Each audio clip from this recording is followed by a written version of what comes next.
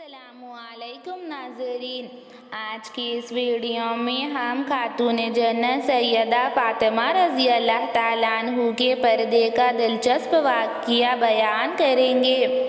حضرت فاطمہ رضی اللہ تعالیٰ عنہ کا لقب زہرا تھا کیونکہ ان کا چہرہ مبارک نہایت حسین و خوبصورت تھا، اور حضرت فاطمہ رضی اللہ تعالیٰ عنہ کو زکیہ یعنی پاکیزہ سیرت والی بھی کہا جاتا ہے۔ حضرت فاطمہ رضی اللہ تعالیٰ عنہ کو اللہ تعالیٰ نے عجیب حیا عطا فرمائی تھی۔ ایک مرتبہ کا واقعہ ہے، جب عید الفطر کا چاند نظر آیا تو حضرت علی رضی اللہ تعالیٰ عنہ گھر پر آئے اور کہا، فاطمہ آج کا چاند کس قدر خوبصورت نظر آ رہا ہے، کیا تم نے چاند دیکھا ہے؟ تو حضرت فاطمہ رضی اللہ تعالیٰ عنہ نے ارشاد فرمایا، میرا جی تو بہت زیادہ چاہ رہا تھا کہ میں چاند کو دیکھوں، لیکن میں نے چاند نہیں دیکھا۔ تو حضرت علی رضی اللہ تعالیٰ عنہ نے فرمایا، فاطمہ چاند دیکھنا تو سنت ہے، تم نے چاند کیوں نہیں دیکھا؟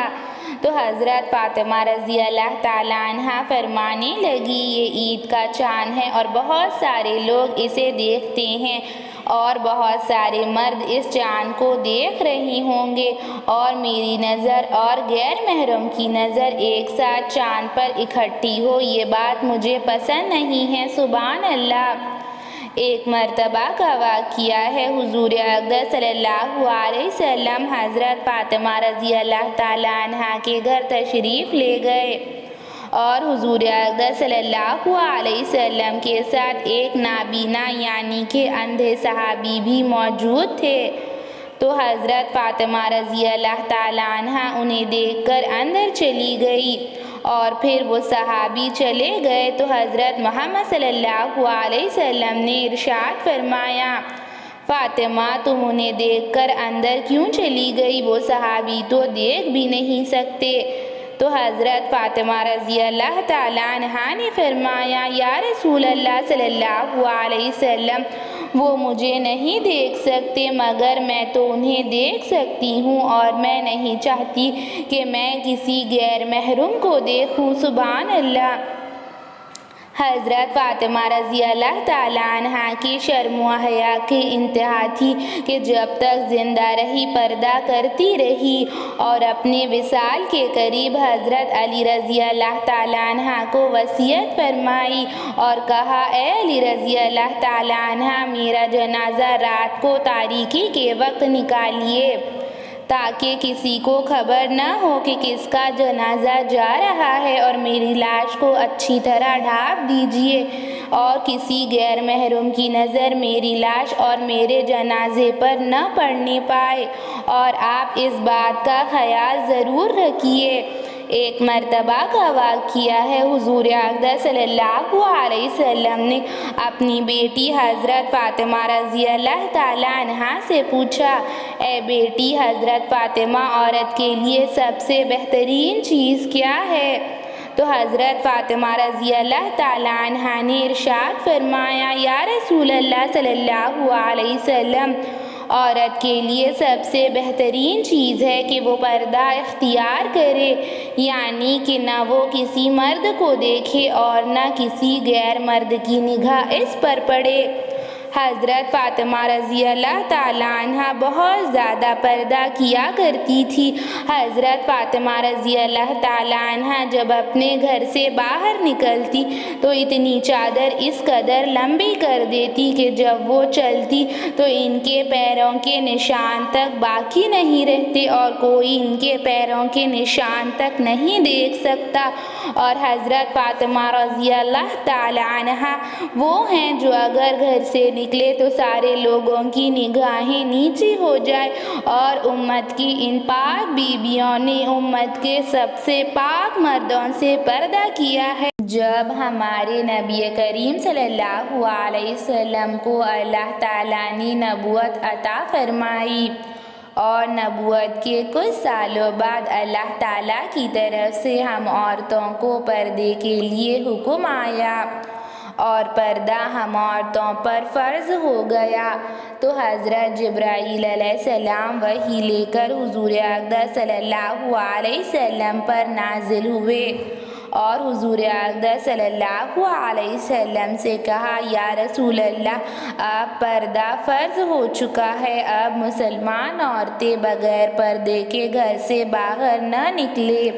تو حضور اقدس صلی اللہ علیہ وسلم نے فرمان جاری کیا کہ اب اللہ تعالیٰ کی حکم ہے کہ پردہ عورتوں پر فرض ہو چکا ہے اور پردہ کرنا عورتوں پر لازمی ہوگا۔ اب جب بھی کوئی عورتیں گھر سے باہر نکلے تو بغیر پردے کے نہ نکلے، پردے کا اہتمام ضرور کرے۔ ہمارے نبی کریم صلی اللہ علیہ وسلم نے حکم جاری فرمایا کہ پردہ کرنا اب عورتوں پر فرض ہو چکا ہے، عورتیں بغیر پردے کے باہر نہ نکلے۔ تو اس وقت کچھ عورتیں گھروں کے باہر تھی، کچھ عورتیں بازاروں میں تھی، کچھ عورتیں باہر موجود تھی۔ تو اللہ کا حکم سنتے ہی وہ عورتیں وہیں کھڑی ہو گئی اور کہنے لگی، اب اللہ تعالیٰ نے ہمیں پردے کا حکم دیا ہے اور ہم بغیر پردے کے نہیں جائیں گے۔ اور وہ سب عورتیں وہیں پر کھڑی ہو گئی، کہنے لگی کہ اب بغیر پردے کے ہم ایک قدم بھی نہیں بڑھائیں گے، اب ہمیں چادر لا کر دو۔ اور جب ان عورتوں کو چادر لا کر دی گئی تبھی وہ ساری عورتیں گھر گئی اور اللہ تعالیٰ کا حکم سنتے ہی اللہ تعالیٰ کے حکم کی اطاعت کی۔ ایسی عورتیں تھیں اور ایسی عورتوں کا ایمان تھا کہ جب وحی نازل ہوتی اور اللہ تعالیٰ کا حکم ہوتا تو بغیر کچھ کہے اللہ تعالیٰ کے حکم پر عمل کرتی، اللہ تعالیٰ کے حکم کو سنتی اور مانتی۔ اور پردہ کرنا تو ہم پر فرض ہے اور اللہ تعالیٰ نے ہمیں پردے کا حکم دیا ہے، اور ہم آج کل کی عورتیں پردے کو جہالت کا نام دے رہی ہے، کہتی ہیں کہ پردہ قدیم زمانے کی نشانی ہے، پردہ ماڈرن زمانہ نہیں ہے۔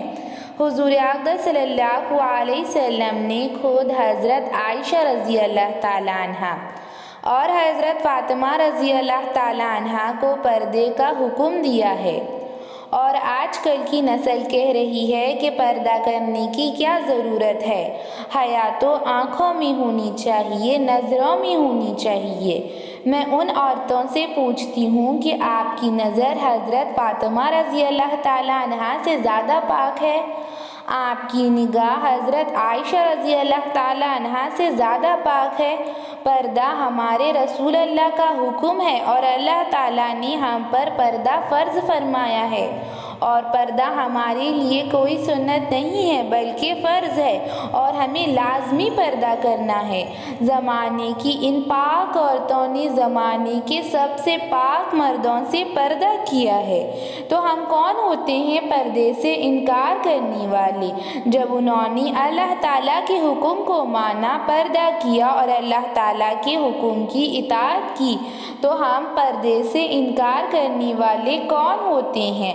ہمارے نبی کریم صلی اللہ علیہ وسلم نے خود حضرت عائشہ رضی اللہ تعالیٰ عنہا کو پردے کا حکم فرمایا۔ پردہ ہم پر فرض ہے اور پردہ ہم عورتوں کے لیے بالکل بھی بوجھ نہیں ہے، اسے بوجھ سمجھنے کی غلطی ہرگز نہ کرے، اور پردہ ہماری حفاظت ہے، ہماری محفوظ گاہ ہے۔ اگر کسی کے گھر کی عورتیں اور لڑکیاں پردہ نہیں کرتی اور بے پردہ ہو کر باہر گھومتی ہے، گھر سے باہر نکلتی ہے اور غیر محرم سے باتیں کرتی ہے، ان سے ہنسی مذاق کرتی ہے اور مرد دیکھتے ہیں مگر گھر کی عورتوں اور لڑکیوں کو نہیں روکتے، تو اس کا گناہ اس مرد کو بھی ہوگا اور اللہ تعالیٰ اس گھر کے مردوں کی کوئی نیکی قبول نہیں کرے گا۔ اللہ اکبر! اور اللہ تعالیٰ ان کے اعمال کو بھی قبول نہیں کرے گا۔